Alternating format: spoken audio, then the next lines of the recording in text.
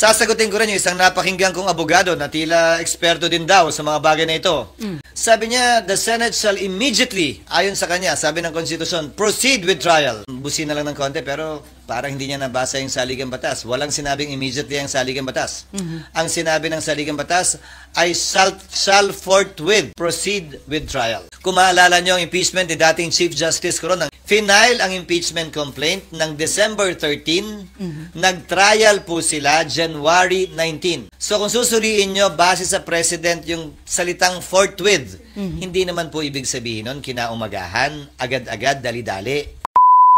Mahigit 2 buwang inupuan, pinag-aralan, binasa, tiningnan ng Kamara yung mga impeachment complaint na nakabinbin. Mahigit 2 buwan, hindi finorward ng Secretary General ang impeachment complaint sa tanggapan ng Speaker para i-refer sa plenary at sa Committee on Justice. Bakit naman kami bigla sasabihang gumalaw umakto agad sa loob lamang ng ilang oras? Hindi naman siguro makatarungan o tama na pagkatapos nilang upuan ito ng ilang buwan, biglang pwersahin, pipilitin at sasabihan kami ng sino mang galing sa Kamara na, hoy, bilisan nyo, aksyonan nyo, ano ba kayo?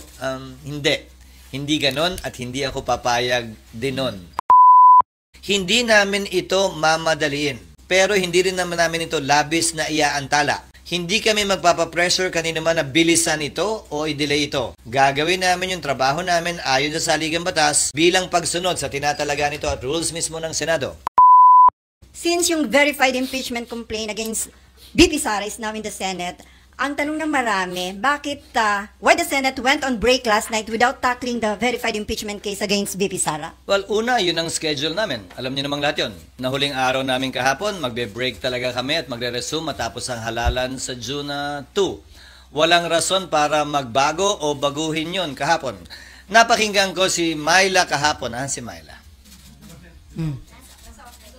Tinatanong si Senator Pimentel, bakit daw walang nagtanong? Sasagutin ko yun. Trabaho ko bilang Senate President, sagutin, o presiding officer, sagutin anumang katanungan na ibabato sa plenaryo. Pero hindi ko trabahong tanungin yung mga miyembro kung bakit hindi sila nagtanong at anong nasa isip nila, ba't hindi sila nagtanong. Fact is, walang nagtanong dahil hindi pa naman officially informed ang Senado, ang plenaryo, kaugnay sa paghahain ng impeachment complaint dahil dadaan pa ito sa isang proseso sang-ayon sa rules at practice at procedure ng Senado kaugnay ng mga impeachment complaints. So sir, mali yung impression na parang may napag-usapan ba na wag itong itackle sa Senate plenary? Walang caucus na naganap, walang usapang naganap sa pagitan ng mga miyembro ng Senado kaugnay nito o kaugnay ng anumang bagay. Bago kami nag-adjourn kahapon, nung Martes, nung Lunes, kahit nung nagdaang linggo, wala kaming pagpupulong na formal kaugnay nito. So what will happen now on the articles of impeachment? As Senate President, it's your call, di ba sir? So what is your plan? Isa-isayin muna natin. Sang-ayon sa rules ng Senado, kapag kami inihaing articles of impeachment or complaint or resolution on impeachment sa Senado, the Senate President, nakalagay sa rules namin, shall take proper order of the subject of impeachment. Ngayon, ano bang ibig sabihin ng shall take proper order of the subject of impeachment?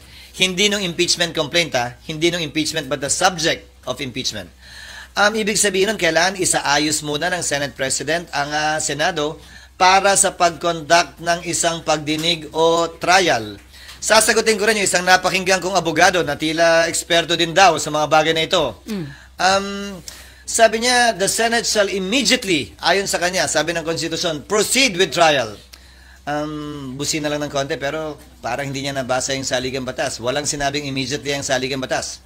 Ang sinabi ng saligang batas ay shall forthwith proceed with trial. Ngayon, kung babalik tanawan natin, bago ko sagutin yung tanong, Sally, kukumpletuhin ko na para... Okay. Kung babalik tanawan natin, may inihain na impeachment complaint noong 2011 laban kay Ombudsman Mercy Gutierrez. Inihain nyo ng March 23. Nag-adjourn ang Senado ng March 26. Walang ginawa ang Senado nun. Nagsimula ang trial May 19. Mahigit kulang-kulang isang buwan ang lumipas dahil magre-recess din sila noong mga panahong yon. Kung maalala nyo ang impeachment ni dating Chief Justice Corona, ng yumaong dating Chief Justice na si Corona, final ang impeachment complaint ng December 13, nag-trial po sila January 19. So kung susuriin nyo, base sa President yung salitang forthwith, hindi naman po ibig sabihin nun, kinaumagahan, agad-agad, dali-dali. Mahigit 2 buwang inupuan, pinag-aralan, binasa, tiningnan ng Kamara yung mga impeachment complaint na nakabinbin. Mahigit 2 buwan, hindi finorward ng Secretary General ang impeachment complaint sa tanggapan ng Speaker para i-refer sa plenary at sa Committee on Justice. Magkatabi lamang naman ang kwarto tulad sa Senado ng Secretary General at ng Speaker, ang Secretary ng Senate at ng Senate President. Bakit naman kami bigla nasasabihang gumalaw umakto agad sa loob lamang ng ilang oras? Kung nagpa-banjing-banjing sila gawin ito, siguro wala naman silang basihan ngayon na madaliin kami lalo na nasa huling araw na ng sesyon. Yan pinadala sa amin, halos mag-aalas 5 pa ng hapon. So, bilang katugunan, gagampanan namin ang aming tungkulin na pwedeng magawa habang recess, kabilang na ang pag-review ng rules ng Senado sa impeachment dahil kailangan po itong i-update. Halimbawa, yung pagkakaroon at requirement ng judicial affidavits, yung pagkakaroon ng provision at procedure para mag-hearing sa harap ng commissioner, yung pagkakaroon ng matatag at malakas na pre-trial procedure para swabe na at hindi na komplikado at magulo yung trial proper. Ito ay mga bagong procedure sa rules of court na pumasok bago po namin itinalaga yung aming rules on impeachment noon na kailangan po naming baguhin. Pangalawa, kailangan pa rin pag-aralan siyempre ng Secretary General ng Senado, ng Secretariat ng Senado, yung impeachment complaint mismo. Tinanggap lamang namin yung kahapon. So dun sa nagsasabing, bakit hindi agad-agad binabasa baba? May trabaho po kaming kailangan gampanan. Halimbawa, sang-ayon po kasi sa e-commerce law at sa e-gov law, pwede naman maglagay ng e-signature. Hindi ba? Sa resolution, sa bill, sa committee report. Pwede ang e-signature dahil hindi po yan verified. Subalit, ang complaint or resolution on impeachment, verified po yan. Pinanumpaan dapat yan sa harap ng Secretary General ng Kamara. Susuriin pa po isa-isa ng Secretary ng Senado yung mga pirma kung e-sig ba yon o wet signature. Bawal po ang e-sig. Dahil kailangan pinanumpaan ito. Paano ka manunumpa sa harap ng SecGen kung inutos mo lang yung opisina mong i-affix yung e-sig? Meron naman pong app, gagamit kami ng iba't ibang app para makita at malaman kung e-sig nga ba siya o wet signature. Para matiyak na yung bilang talaga ay sapat dun sa 1/3 para mag-comply dun sa direct filing sa Senado. Mga halimbawa lamang ito na mga dapat pang gawin at gampanan ng Senado. At bilang panghuling sagot, para mag-convene ang impeachment court, kailangan may sesyon ang Senado. Okay. Para manumpa ang impeachment judges, kailangan may sesyon ang Senado. Bagaman ang trial pwede mag-proceed kahit na recess, tulad ng nangyari kay dati at yumaong Chief Justice Corona. Dapat ito'y masimulan, makonvene at mapanumpa ang mga judges kapag may sesyon. So kung may mangyayari mang aksyon o kaganapan kaugnay nito, yan ay mangyayari sa June 2, pag-resume ng Senado, matapos ang eleksyon at pasayan ng mayoriya ng Senado kung aamyendahan ba yung rules, anong ilalagay sa rules, i-authorize ba tulad ng nasa rules of court ngayon na suppletorily applicable na pwedeng mag-hearing habang recess dahil may 12 senador pa namang maiiwan natatawid hanggang 2028 pa ang termino, kabilang ako. 12 lamang naman ang matatapos ang termino. Gagawin ba yung parang sa rules of court? I'm only citing examples na i-authorize yung 12, parang hearing before a commissioner. Natanggapin lamang yung ebidensya. Ito'y court of record naman kasi. Ibig sabihin, kahit na wala pa at hindi personal na narinig yung ebidensya, mababasa naman. Ngayon nga may video pa.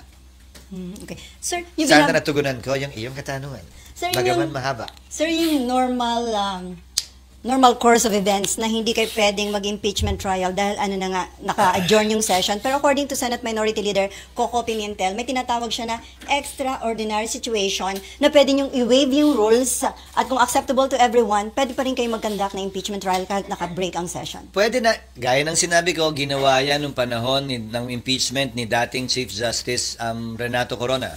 Tumuloy yung impeachment trial bagaman nag-adjourn na ang Kongreso at ang Senado. Nasa rules namin yun. Hindi na kailangan maging extraordinary pa. Pero ulitin ko, kailangan nasimulan at sinimulan ang trial ng may sesyon dahil kailangan mag-convene ang impeachment court ng may sesyon. Walang sariling buhay ang impeachment court, hiwalay sa Senado mismo, sa plenaryo ng Senado. Kinakailangan ng plenaryo ng Senado para masimulan ang impeachment court. So sir, it is better ba kung nai-submit ng House of Representatives earlier o few days before ng adjournment para may time kayo na na-actionan sa That plenary? is water under the bridge. It's not for me to decide or pass over the wisdom, absence, or lack of it on the part of the House in filing it a few hours before we adjourn. Mas marapat siguro sila ang matanong kaugnay niyan. Pero ulitin ko, hindi naman siguro makatarungan o tama na pagkatapos nilang upuan ito ng ilang buwan, biglang pwersahin, pipilitin at sasabihan kami ng sino mang galing sa Kamara na, hoy, bilisan nyo, aksyonan nyo, ano ba kayo? Hindi. Hindi ganon at hindi ako papayag din nun. Ang impeachment process para sa akin, hindi mahalaga kung pabor kayo o kontra, hindi mahalaga kung ma-acquit o ma-convict. Ang mahalaga para sa akin, bilang tagapangulo ng Senado, maging maayos ito, sang-ayon sa batas, credible, kapanipaniwala, at magagawad ng hustisya. Pabor man yun sa opinyon ng mas nakararami o konti o hindi. Considering yung mention nyo ng mga possible scenarios, sir, can we say na walang mangyayaring impeachment trial during the break or mahirap? Wala. Legally, it cannot be done. So, Legally, it cannot be done, again, as I said, because the impeachment court was not convened. The impeachment complaint was not referred to plenary for there to be a basis for the impeachment court to be convened by the Senate sitting as a legislative body, hindi muna as an impeachment court. Sir, kahit sinabi ni PBBM na ayaw niya sa impeachment dahil divisive, sinuportahan pa ng isang religious group, pero still, natuloy pa rin na-impeach si BP Sara sa House, na i-transmit dito sa Senate. Indication ba yon na hindi nagpa-impluensya ang House of Representatives? Siguro mas sila yung dapat mong tanongin yan, hindi ako. Basta ang Senado, gagampanan namin ang tungkulin namin ng, tatagalugin ko ng may malamig na neutralidad ng isang hukom na walang kinikilingan. We will perform our duty and function with the cold neutrality of an impartial judge, and without fear nor favor, we will rule over things as we see fit and based on what is right and what the law provides. Since it is a political process, can we expect na lahat po ng mga senador na tatayong impeachment judge ay magiging fair and impartial, considering na iba kaalyado ni BP Sara? It is a political process, pero para sa akin, ito'y masasaksihan ng ating mga kababayan, tutunghayan ng ating mga kababayan. At malaki ang papel na gagampanan ng public opinion naman talaga dito. At yan ang tinatawag na political process siguro. Pero maging ganun pa man, siguro sabay-sabay tayo, impeachment judge man or mga kababayan natin na manonood sa pagdinig. At base sa ating mapapakinggan, makikita, hindi maririnig o hindi makikita, tayo mismo yung gagawa ng sarili nating pasya. At dahil political process nga ito at mga politiko ang tatayong umuupo bilang hukom, sinong politiko ang kilala mo na sumusuwag, ika nga, sa public opinion, lalo na sa panahon ng halalan. So, inimbento talaga itong sistemang ito na nagsulat ng ating saligang batas para ganito naman talaga. Hindi para maging sobrang hiwalay, ika nga, sa opinion ng publiko kaugnay sa bagay nito dahil politiko din naman ang hinuhusgahan. From Myla muna, although para nabanggit nyo na, kung phone in? kung sir, kung after election magko-convene yung impeachment court, tapos limited na yung time ninyo, carry over yun kung bago na yung composition ng mga senador at kongresista sa 20th Congress? Iyon ang aking paniniwala. Bakit? Ang Amerika kung saan natin kinopya yung ating sistema ng demokrasya at Republican government. Yung kanilang Senado, sa pagkakaalam ko, 1/3 lamang ang hinahalal at any one time. May naiiwang 2/3 pa rin. Kaya pwede mong sabihing continuing body talaga yung Senado. Ang Senado ng Pilipinas, 12. So, walang majority, walang quorum ang maiiwan. Subalit, ilang bagay ang nais kong sabihin kaugnay nito. Tingnan nyo na lamang ang mga collegial courts dahil ito hindi function ng legislature. Hindi ito typical na bill sa aking pananaw na pagtapos ng Kongreso, i-file mo uli. Pag hindi na-aprobahan, kailangan aprobahan uli ng magkabilang kamara. Kahit na-aprobahan sa kamara, dito hindi, simula uli sa simula. Halos lahat naman siguro sangayon. Ito ay impeachment court. Hiwalay sa function ng lehislatura. Pero syempre, kikilalanin ang pagtatapos ng termino ng mga miyembro nito. So ano ang pwede nating ihalin tulad dito? Ang mga collegial courts. Ano-ano ang collegial courts? Sandigan Bayan, Court of Appeals, Supreme Court. Isama mo na yung Constitutional Commission, kabilang na ang Civil Service, ang COMELEC. Tanong, kapag kami nakabinbin bang kaso sa mga ito at nagpalit sa tagal ng kaso sa mga korteng yan, ang mga mahistrado ng Korte Suprema, mahistrado ng Court of Appeals ng Sandigan Bayan, dahil ito ay mga courts of record naman, dinidismiss ba yung kaso o nagpapatuloy lamang? Hindi ba ang sagot ay nagpapatuloy lamang ito? Patuloy lamang yung mga kaso maski nagpapalit ang bumubuo ng collegial court na yon, tulad lamang ng impeachment court. Lalo na court of record din ang impeachment court, kung saan magpalit man, mag-absent man, hindi man mapakinggan ng personal ng impeachment judge, pwede pa rin siya gumawad ng desisyon base sa record na tinanggap ng ebidensya ng impeachment court. Sir, may patanong lang si Nympha. Paano kung magpatawag? Asan ba sila? Nasa press officer. Paano daw kung magpatawag ng special session si PBBM? Pwede nyo na actionan yung impeachment?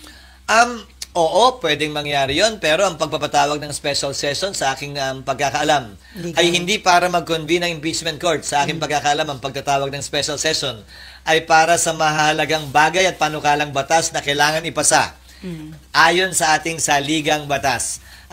Hindi ito isa o saklaw marahil nung probisyong yon, kaugnay ng special session. Pero haharapin namin yon pag nandiyan na. Siyempre, pag nagpatawag ng special session, sang-ayon man kami o hindi, siyempre, alam namang hindi kami mag-attend. Okay, Mav and then RG.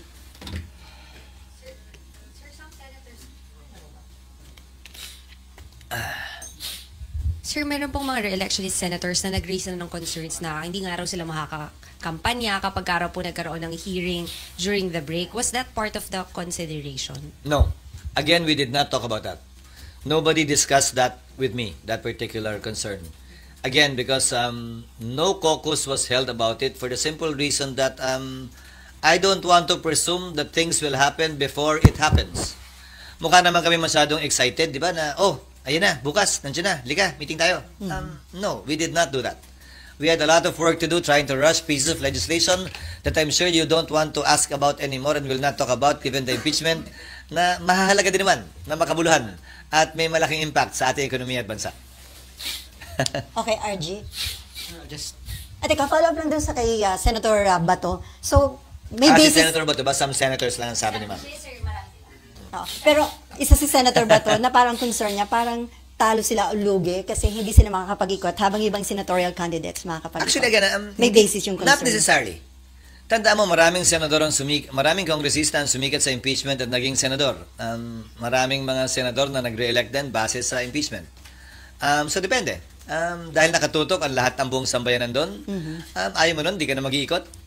Kung yun talaga yung pakay mo, meaning, so, depende. Ang sagot ko ron, depende. Pero ulitin ko, hindi namin napag-usapan yan. But it can make or break re-electionism. Well, definitely. Pero it's a platform, it's an opportunity. Saan ka makakakita ng live na teleserye tungkol sa tunay na buhay ng tao na hindi susubaybayan? Nasa sayo na lang kung yung karakter mo ba'y kontrabida ron o bida. At wala pang bayad, free.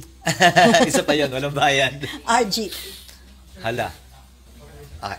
Okay, sir. Ang dami kasing pumirma dun sa impeachment complaint, about 215. Do you think that is reflective of the support for the leadership of the House? Hindi ko maintindihan kung saan nanggaling yung press release na yon ng Speaker. Sa pagkakaalam ko, ang impeachment complaint ay kaugnay sa pagpapanagot ng isang impeachable officer at walang kinalaman sa pagsuporta sa liderato ng Kamara. Iahalin tulad ko na lang siguro dito. Na ma-convict o ma-acquit ba sa dami o liit ng boto, magre-reflect ba yon sa suporta sa akin ng mga mambabatas dito sa Senado? Sana. Hanggat maaari, wag nating iugnay masyado sa politika o pangangampi ang prosesong ito dahil naihain na nga, ayoko nang bigyan ng kulay politika ito. Magkabilang kulay man, green man o red, o yellow o anuman. Sir, ang isa bang senatorial candidate can act as a defense lawyer? Candidate? What do you mean? Kasi may isang senatorial candidate, di ba? Parang may state, Attorney Vic. Sino? Attorney Vic Rodriguez. Nag-volunteer na agad siya? Oo. Kailangan muna siyang tanggapin ng kliyente bago siya makapag-volunteer. Parang, ang pag-volunteer ng abogado sa kaso, alam kong tawag dyan ay ambulance chasing. Di yata tama yun.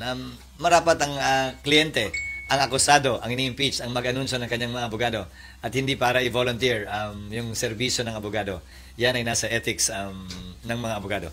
Okay, RG. Sir, I think in the past it was reported that the former president would like to be a defense counsel for the vice president.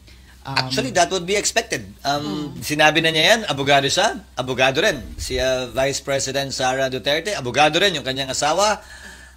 Hindi ko na ikakagulat yan kung mangyayari man yun. There's no legal impediment to that. There is none.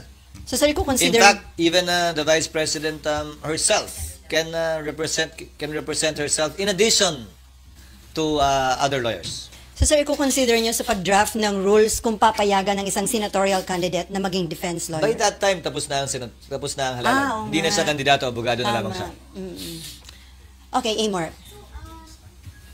SP, to clarify po, yun pong pagsasagawa or pag-amend ng rules for the impeachment trial, hindi din siya gagawin during the recess or it's something na pwedeng gawin during the break? Ngayon na namin gagawin lahat ng pag-aaral, lahat ng panukala, pero kailangan yan aprobahan ng plenaryo sa sesyon ng Senado. So, drafting, sir. Yes. Pero So- mahabang proseso din yun dahil maraming kailangan i-update sa rules. Kung maalala nyo, mula nung aktual na nakatapos ng impeachment ang Senado sa impeachment ni dating Chief Justice Corona, hindi pa na-update yung rules.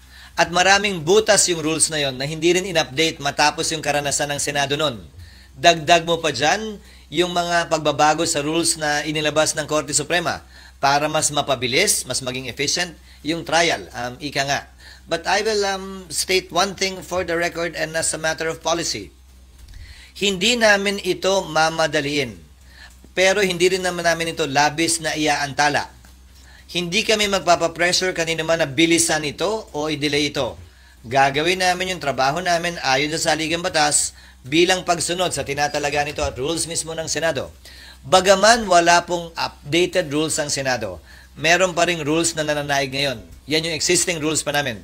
Nakabilang nga dyan yung binanggit ko that the Senate President shall take proper order of the subject of impeachment and matapos nun, shall notify the House of the date when the prosecutors are set to appear. Pero bago lahat mangyari yung tinatawag yung trial, kailangan muna mag-acquire ng jurisdiction ng Senado. Sa ngayon na tinanggap na ng Senado yan, hindi na may kakailang nasa Senado na yan at impeached na si Vice President Sara Duterte. At bagaman hindi pa nako-convene yung impeachment court, matter of course na lamang yon, ministerial ang pag-take ng jurisdiction ng Senado sa impeachment complaint na ito. Hindi na rin may kakaila yun. Pero, kailangan pa matapos mangyari yon, i-amend yung rules, i-update yung rules, i-convene yung court, or base sa rules, pag nagsabi ang rules na kahit na hindi pa kinoconvene ang impeachment court dahil nga patapos na ang termino ng 19th Congress, baka pwedeng bigyan ng kapangyarihan yung mga maiiwan na magsagawa na ng mga prosesong pwedeng isagawa bago ang trial. Kabilang na halimbawa, ang pagpapasagot sa nasasakdal. Ang pagbibigay ng pagkakataon sa prosecutor na sagutin yung sagot o reply dun sa answer. Ang pagsusumite ng judicial affidavits ng mga testigo na magkabilang panig. Ang pag-conduct ng pre-trial, pagkakasundo nila. O ito, concede na namin, tama na yan. Ito, hindi kami papayag dito. Pagdebatihan natin yan, presentahan natin ebidensya dyan. O pag-submit ng pre-trial brief. Dahil alalahanin ninyo, bagaman hindi tumutuloy-tuloy ang Senado, ang Senate President, sang-ayon sa rules ng Senado, ay uupo pa rin bilang Senate President hanggang nahalal na ang kanyang kapalit. Dahil ang termino ko ay matatapos pa sa 2028. Kumpara dun sa mga nagdaang Senate President na nagkataong natapos yung kanilang termino ng June 30. Mananatili akong Senate President sa panahon ng break, kung saan itong mga bagay na ito ay pwedeng magawa para hindi mag-aksaya ng panahon, ika nga, ang Senado. At nang forthwith, trial may proceed already. Sir, ang status po ngayon is tinitingnan pa po ni Senate Secretary and kayo po mismo titingnan nyo pa yung impeachment, Siya na articles of lang. impeachment. Siya Si na lang. Senate Secretary lang. Kasi ang titingnan lang naman niya, sufficiency in form and substance in terms of the signatures nga. Nag-comply ba yung verification, yung under oath na form? Napirmahan nga ba ito ng 1/3, which is 102? Pero ayon sa ulat sa balita, 70% ang pumirma. So, sobra doble o doble ang pumirma. Sobra doble ang kinakailangan bilang ng pumirma. So yun lamang naman ang gagawin niya. Matapos nun, ilalagay nila dapat yan sa agenda eh. Pero hindi tayo nga umabot doon. Dahil nga, kapos, gahol sa oras, at bakit ba kasi last minute at last hour na? Pero sir, bibigyan ng copy yung mga senators para mabasa na nila? Yes, in fact, we will make it public. I don't see any reason why it should not be made public. It is not a secret document. It is a public document and I believe it should be made public. Sir, sorry, last na po. When is the earliest po sa tingin nyo na mapag-uusapan ninyong mga senador yung rules? June 2. Okay. No, formally, in plenary. In plenary. Pero sir, yung pagdadraft ninyo?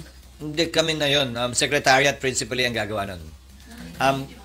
Hindi na mga senador? Hindi na siguro. Magkukonsultahan na lang kami either virtually about this and simply consult them on the rules. Okay, before Mayan, So, RG, to finish, siguro magda-draft ang secretariat. Papadala na lamang sa mga senador for comment or inputs. Para at least pag-resume namin sa June 2, medyo joined na yung issues. Ika nga, kung ano na lamang yung pagbobotohan kung meron man. okay, before Mayan, RG, Mav, and Cecil, may patanong lang dito, sir. Just to put on record, if BP Sara is found guilty by the impeachment court, does that mean she could no longer sit for any government position? Perpetually disqualified na po ba siya? Yes, the penalty for a person convicted in an impeachment trial is removal from office and absolute perpetual disqualification to hold public office, elected or appointed. Okay, Mayan, and then RG. Good morning, Mav, sir. Sir, ako ba, ate? Ay, oo nga pala. Isa na una pala siya. Sorry, dalawang Mayan. Sir, sabi mo kanina, kailangan amend yung rule, magkakaroon kayo ng pre-trial, mahabang proseso. Yung kay Justice Corona dati, umabot ng 2 months bago nagsimula. So, ano yung chance ngayon ng impeachment dito sa Senate? Wala na. Anong ibig sa kasalukuyang Senado? Yes, sir. Kasi 1 month na yung natitira sa 19th sa Congress. Kung ang sinasabi mo ay trial, magkakaroon ba ng trial sa 19th Congress? Depende sa rules na i-approve namin. Kasi gaya ng sabi ko, isa sa mga posibilidad, yung innovation ng Korte Suprema of late, meaning pagkatapos ng rules namin noon, na pwedeng mag-receive ng ebidensya ang commissioners, na pwedeng buuin nung may iwang 12 senador, na maaaring magsimula ng bago mag-June 30. So 19th Congress pa rin yun. Kung yan ang magiging pasya ng Senado ng 19th Congress kaugnay ng rules. So may posibilidad. Trial pa rin yun Bagaman presentasyon ng ebidensya sa commissioner ang technical na salita, trial pa rin yun. Lalampas ng 20th Congress o aabot ng 20th? Aabot ng 20th Congress, oo. Okay, Mayan, okay. Halos tiyak na yun. Aabot ng 20th Congress at ang magpapasya na rito ay ang 20th Congress at hindi ang 19th Congress. Sir,